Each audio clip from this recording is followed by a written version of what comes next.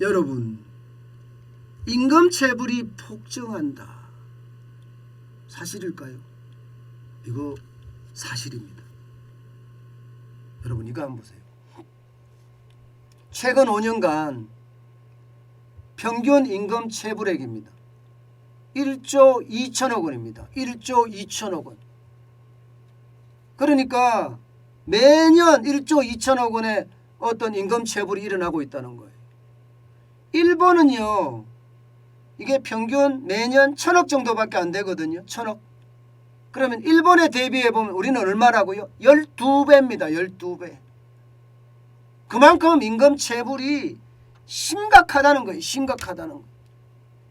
1조 2천억 원이면 평균입니다. 평균. 심각하죠? 실제로 한번 볼까요? 2017년 1조 2,548억 원입니다. 2018년 1조 5,053억 원입니다. 2019년 1조 5,862억 원이고요. 2020년은 좀 줄었습니다. 1조 4,443억 원으로. 2021년도 좀 줄었습니다. 1조 2,334억 원으로 조금씩 줄었습니다. 그런데 이걸 보면 말입니다. 이게 최저임금이 얼마나 올라갔느냐에 따라서 굉장히 많이 달라지죠. 최저임금이 가장 많이 올라갔던 2018년인가요? 2018년이죠. 2018년이 16.4%가 올라갔으니까요. 그리고 2019년은 10.9%가 올라갔죠.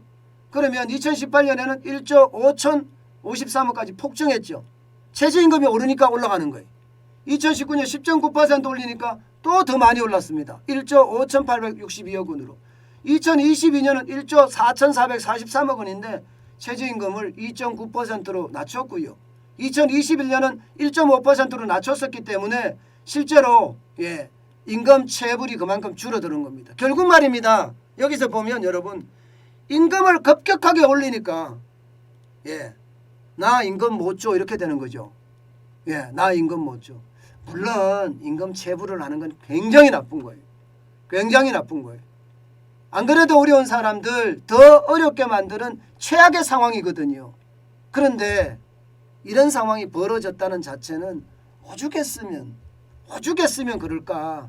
물론 자기의 욕심이 먼저기 때문에 임금 체불이 일어나서 그런 임금 체불은 나쁜 거라고 이야기할 수 있습니다만은 그도 살기 위해서 장사하면 장사가 되겠지.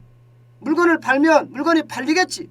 그렇게 생각하고 시작을 했으나 이게 한 달이 지났는데 장사가 안 되고 물건이 안 팔려.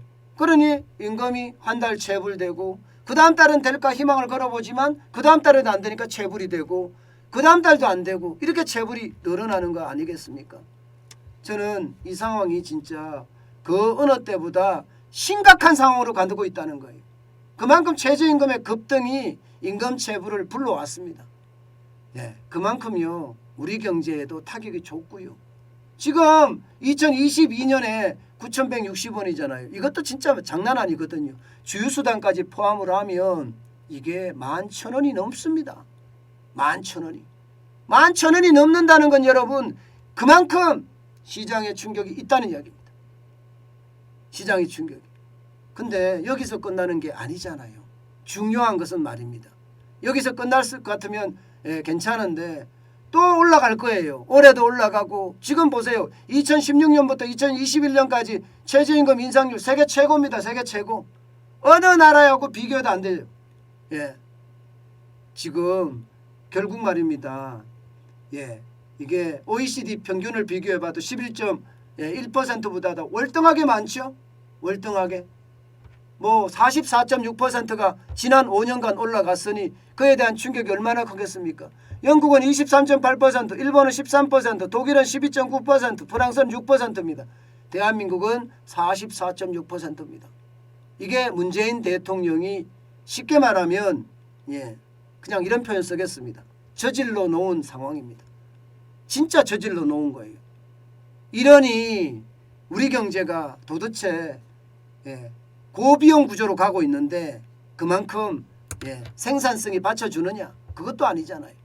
경제가 점점 어려워진다는 이야기가 돼요. 윤석열 정부 5년 내내 여러분 이게 경제 위기 막리라고 정신없을 거다. 제가 그렇게 말씀을 드렸는데 지금 그 상황이 계속될 가능성이 굉장히 높아졌습니다. 여러분 이거 한번 보세요. 예, 생산성이라도 높아져야 되잖아요. 우리나라는 기본적으로 생산성이 높아지기가 굉장히 힘든 구조예요. 최저임금은 44.6%가 올라갔는데 시간당 노동 생산성은 11.5% 올라가는 데 그쳤습니다. 지금 화물연대도 파업하는 거 보세요. 예, 일해서 돈 벌려고 생각 안 하고 일해서 열심히 일해서 소득을 늘리려고 생각을 해야지 정부의 보조금이나 때를 써서 화주에게 돈을 뜯어내면서 돈을 벌려고 하는 사람들이 지금 우리 사회에는 굉장히 많아졌다는 이야기가 돼요. 저는 그게 나라를 좀먹고 나라를 결국 말입니다. 예, 후진적으로 끌고 갈 수밖에 없다고 생각을 합니다. 화물연대 파업의 핵심이 그거잖아요. 안전운임제. 안전운임제를 도입하면서 여러분 이게 컨테이너 기사나 시멘트 기사들은 월급이 굉장히 많이 올라갔잖아요. 예, 시멘트 트럭 기사들 입장에서는 거의 2배가 올라갔으니까 내가 200만 원에서 424만 원 올라갔으니 투쟁하면 또 화주들이 그만큼 주겠구나. 내 휴대폰비도 화주들이 내주고 기업들이죠. 내 휴대폰비도 내주고 내 건강보험료도 내주고 내 국민연금도 내주고 내 차량 고치는 비용도 내주고 이게 내달라는 거 아니에요. 안심운임제라는 게. 이게 여러분 솔직히 말이 됩니까? 저는 솔직히 말이 안 된다고 생각해요. 개인사업자잖아요. 개인사업자. 저도 개인사업자거든요. 저한테 정부가 뭘 해주는 게 있습니까? 제 휴대폰비 정부가 내줍니까? 예? 여러분 제가 건강보험료 엄청나게 지역가입자로 많이 내는데 정부가 내줍니까? 안 내주잖아요. 저는 정부가 내주기를 바라지 않습니다. 제 세금을 내주기를 바라지 않습니다. 저는 제가 일해서 낼 거예요. 그게 대한민국 국민으로서 당연한 거 아니겠습니까? 저는 그 당연함이 대한민국의 원칙이 돼야 됩니다. 그런데 떼쓰면 돈 주고 파업하면 돈 주고 뭐 데모하면 돈 주고 파업했다고 파업일수 또 맞춰서 무임금 무노동 원칙인데 그런 게 없어요. 결국 말이면 또 다 줍니다.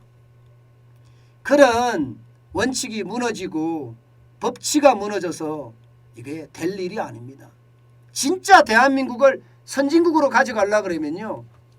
원칙과 상식이 통하는 사회 그 속에서 법치가 자리를 잡아야 합니다.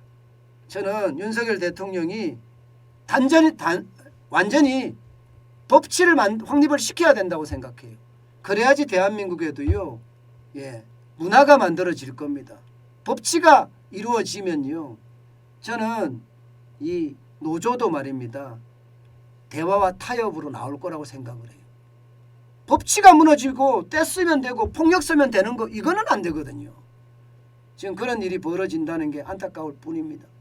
임금체불이 되는 것도 마찬가지입니다. 여러분 저는 임금체불이 이렇게까지 일어날 수 있다는 것은요 이게 상식을 넘어선 임금 인상률 게다가 상식을 넘어선 뭐 주 52시간제 뭐 이런 것들이 도입이 되니 이거 기업 운영하는 사람들에게는요 치명타가 따로 없거든요.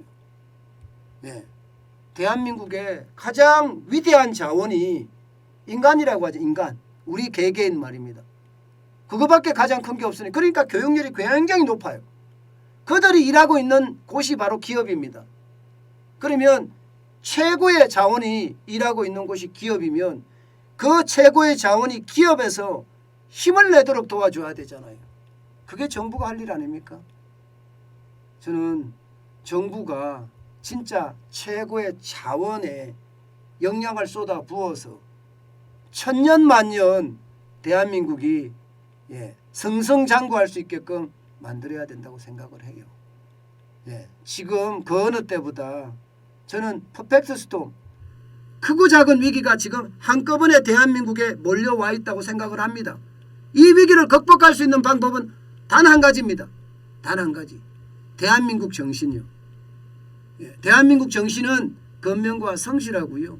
끝까지 버티는 은근과 끈기라고 저는 생각을 하거든요. 다시 그런 일하는 문화 빨리 정착됐으면 좋겠습니다.